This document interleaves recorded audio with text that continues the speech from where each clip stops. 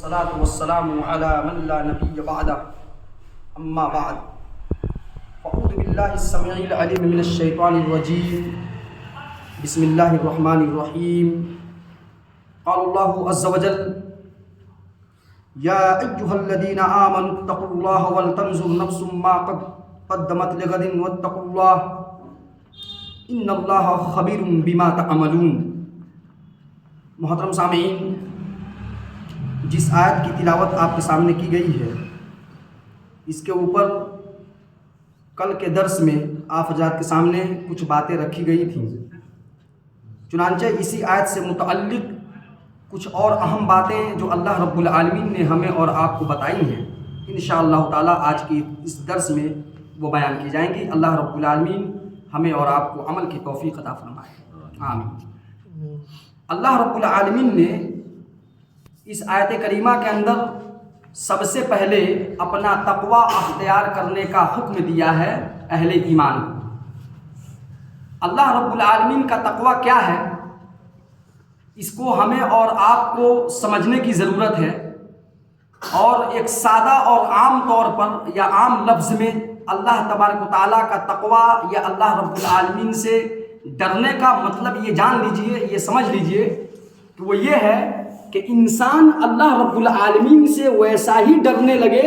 جیسا کہ اللہ سے ڈرنے کا حق ہے۔ بس یہی ہے کل ملا کر کے تقوی کا کانسیپٹ اور تقوی کا معنی، مطلب، مفہوم۔ کل ملا کر کے تقوی کے پیچھے جو باتیں کہی جا سکتی ہیں یا جو بیان کی جا سکتی ہیں، ان کا خلاصہ اور نچوڑ یہی ہے کہ اللہ تبارک و تعالیٰ سے انسان کما حقہ ڈرنے لگے۔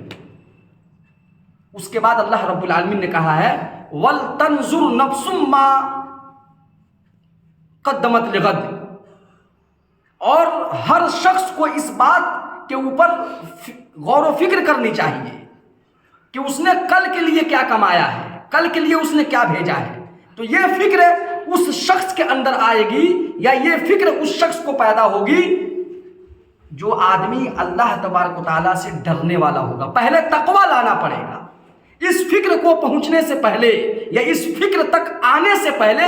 انسان کو پہلا جو اسٹیپ اللہ رب العالمین نے دیا ہے یا بتلایا ہے کہ اللہ تبارک و تعالیٰ کا تقوی اختیار کرو، اللہ سے ڈرو۔ تو جو آدمی یا لہذا جو شخص جتنا زیادہ اللہ کا تقوی اختیار کرے گا یا جتنا زیادہ اللہ تبارک و تعالیٰ سے ڈرے گا، اس کے اندر اتنا ہی زیادہ اچھے انداز میں یا اچھے طریقے سے فکر آخرت یا آخرت کا فکر پیدا ہوگا۔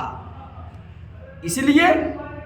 فکر آخرت کے لیے پہلی جو چیز ہے وہ یہ ہے کہ اللہ تبارک و تعالیٰ کا تقوی اختیار کیا جائے۔ تب اس کے بعد دوسری چیز جو اللہ نے حکم دیا ہے وہ یہ ہے کہ کل کے لیے تم نے کیا بھیجا ہے، اس بات کے اوپر تمہاری گہری نظر ہونی چاہیے، فکر ہونی چاہیے۔ ہم اور آپ دنیا کے بارے میں فکر کرتے ہیں، دنیا کے اندر کیسے کامیاب ہو جائیں اس کی فکر ہمیں خوب ہوتی ہے۔ اس کے لیے باضابطے پورا ٹرینڈ چلتا ہے، بچپن ہی سے انسان کو اس لائق بنانے کی کوشش کی جاتی ہے، اس طریقے سے تعلیم و تربیت دینے کی کوشش کی جاتی ہے۔ ہر انسان دیتا ہے بچپن ہی سے اپنے بال اور بچوں کو کہ وہ کیسے دنیا میں کامیاب ہوگا۔ لیکن ٹھیک ہے، یہ پہلو سے انکار نہیں کیا جا سکتا، یہ پہلو ہے، لیکن اس پہلو کے اوپر اس وقت آبجیکشن کا پہلو لگ جائے گا، اس وقت آبجیکشن لگے گا جس وقت کے مسلمان صرف ایک ہی پہلو اور ایک ہی اینگل پر اپنے بال بچوں کی تعلیم و تربیت دے۔ اب ایک ہی اینگل اور ایک ہی پہلو کو اپنے بال بچوں کے ذہن میں بٹھائے، جبکہ دوسرا پہلو وہ اسلام کی تعلیمات ہیں، وہ آخرت کی کامیابی ہے، آخرت میں انسان کیسے کامیاب ہوگا۔ اگر اس اینگل اور اس پہلو کو وہ چھوڑ دے رہا ہے تو ظاہر سی بات ہے اس کا یہ دنیا کے تعلق سے وہ کامیاب کیسے ہوگا، دنیا میں کیسے وہ کامیاب ہوگا۔ یہ اگر تعلیم وہ دے رہا ہے تو اس تعلیم کے اوپر ظاہر سی بات ہے کہ یہ آبجیکشن لگے گا اور یہ گھاٹے کا سودا ہو جائے گا اور یہ گھاٹے والی بات ہو جائے گی اہل ایمان کے واسطے۔ اس کے بعد پھر اللہ رب العالمین نے آگے کہا واتقوا اللہ، دوبارہ اللہ رب العالمین نے کہا کہ اللہ کا تقوی اختیار کرو۔ گویا کہ شروع میں اللہ نے کہا ہے کہ تقوی اختیار کرو، اور ادھر بیچ میں کہا اللہ رب العالمین نے تقوی، دونوں کے بیچ میں اللہ رب العالمین نے لایا۔ اللہ نے بیان کیا ہے کہ انسان کو اس بات کی فکر ہونی چاہیے کہ اس نے کل کے لیے کیا کمایا ہے، کیونکہ ہم سبھی لوگ جانتے ہیں کہ ہمیں جہاں پر جانا ہے، جو ہمارا اصل مقام ہے، جو ہماری اصل جگہ ہے، وہ آخرت ہے۔ اس دنیا کے اندر، اس فانی دنیا کے اندر رہ کر کے ہمیشہ ہمیش کی جو آخرت کی جو زندگی ہے وہاں کی کامیابی کی فکر کرنی چاہیے، اور اس کے لیے جو طریقے بتلائے گئے ہیں، جو اصول اور ضابطے اللہ رب العالمین نے بتلائے ہیں، ان کے اوپر بالکل پابندی سے کاربند ہونا چاہیے، اور پابندی سے ان طریقوں کے اوپر عمل کرنا چاہیے، تاکہ ہم اور آپ اس دنیا، کیونکہ اس دنیا سے ہم کٹ بھی نہیں سکتے، اس دنیا سے الگ ہو بھی نہیں سکتے، کیونکہ اسی دنیا کے اندر رہ کر کے ہمیں اس دنیا کی تیاری کرنی ہے۔ اسی لیے کتنا زیادہ اہم مسئلہ ہے ایک مومن کے لیے کہ وہ کس طریقے سے زندگی بسر کرے کہ اللہ رب العالمین کی نافرمانی بھی لازم نہ آئے، اس کے یہ دنیا بھی، اس دنیا کے اندر بھی وہ رہ کر کے، اسی دنیا کے اندر رہ کر کے اس دنیا کے اندر اس قدر وہ لین نہ ہو جائے، اس قدر وہ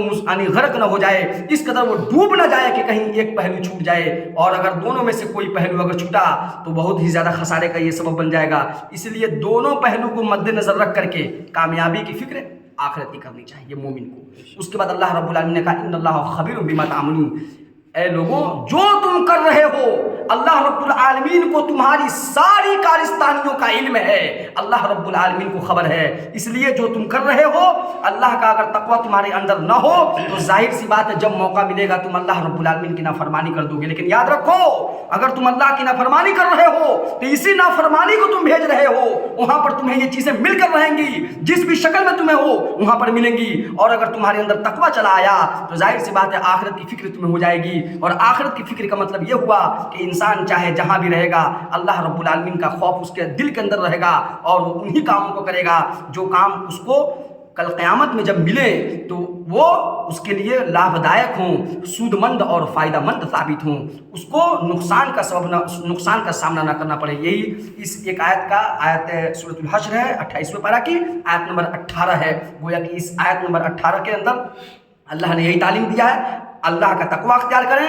فکر آخرت جو ہے وہ اپنے اندر پیدا کریں، اور اس کے جو تقاضے ہیں ان کو آپ بروقار انجام دیں، بروقار اپنی زندگی میں لائیں، اور پھر اللہ کا تقوی اختیار کریں، اور اس بات کی خبر رہنی چاہیے کہ اللہ کو ہماری ساری کارستانیوں کا علم اور خبر ہے۔ اللہ رب العالمین ہمیں اور آپ کو آخرت کی فکر کی اور اس کی تیاری کی توفیق عطا فرمائے، آمین۔